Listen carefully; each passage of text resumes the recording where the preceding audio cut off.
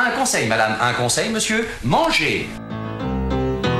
Y'en a qui prennent un petit coup, moi je mange. Y a-t-il un pilote dans l'assiette ? Y'en a qui lèchent les vitrines, moi je mange.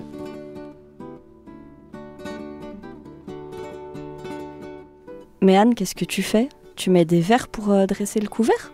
Mais je croyais qu'on ne pouvait pas boire en mangeant, que c'était pas bien. Alors avant tout, sache que je mets des verres parce que ça fait très joli, ces reflets à travers la verrerie, etc. que mon mari adore ça en plus. Et puis ensuite, il y a effectivement souvent la question qui est est-ce qu'il faut boire en mangeant ou surtout est-ce qu'il faut pas boire en mangeant parce qu'on a l'idée que ça pourrait perturber la digestion. L'idée qui vient souvent, c'est que boire, ça pourrait diluer les sucs gastriques et ça pourrait du coup entraver justement la bonne digestion des aliments. Alors en vrai, en fonction du contenu de l'estomac va adapter sa production d'acide gastrique, sa production de sucs gastriques. Donc qui est de l'eau en plus ou qui n'est pas d'eau en plus, de toute façon, la sécrétion des sucs gastriques, elle va être adaptée. On a aussi l'idée que boire pendant qu'on mange, ça pourrait générer des ballonnements. Alors déjà, on va vérifier. On va faire l'expérience chez soi. Est-ce que quand je bois, quand je mange, derrière je me sens plus ballonnée que quand je ne bois pas ?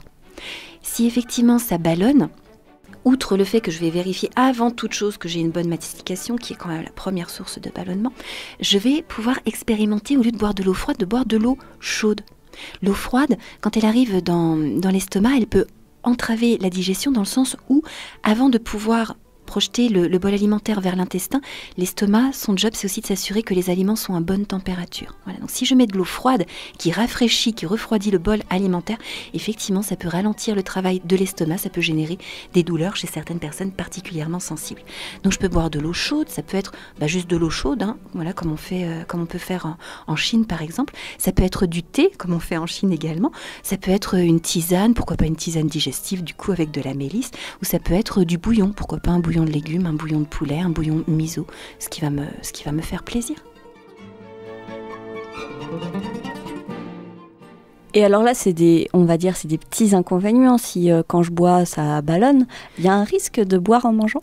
Alors, pas dans le sens où ça peut être dangereux, mais dans le sens où ça peut être inconvénient chez des personnes qui ont un petit appétit et qui peuvent être à risque de dénutrition comme les personnes âgées.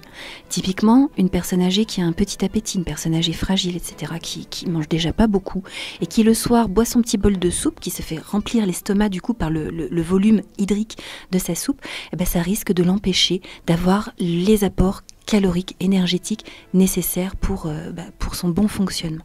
Donc chez une personne âgée fragile, on va faire attention justement à tout ce qui est boisson. On va recommander de prendre les boissons à distance du repas.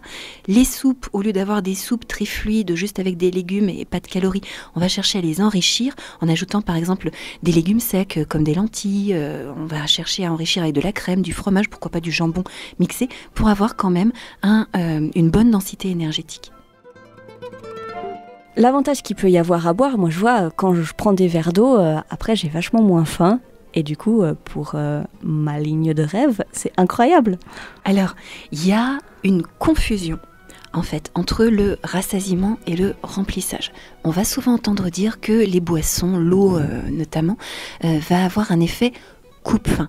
C'est très différent d'avoir l'estomac rempli ou de n'avoir plus faim. Effectivement, on peut ressentir la sensation de faim au niveau de l'estomac parce qu'elle va se traduire notamment par des gargouillements, mais la faim, on va aussi la ressentir dans une sorte de fébrilité musculaire, etc., dans des maux de tête et tout.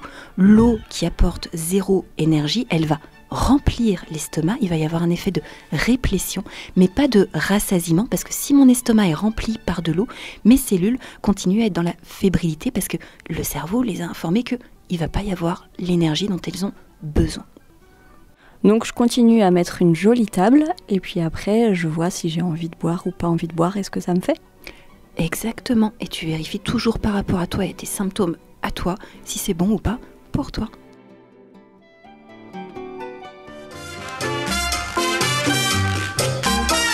Cette chronique vous a plu ?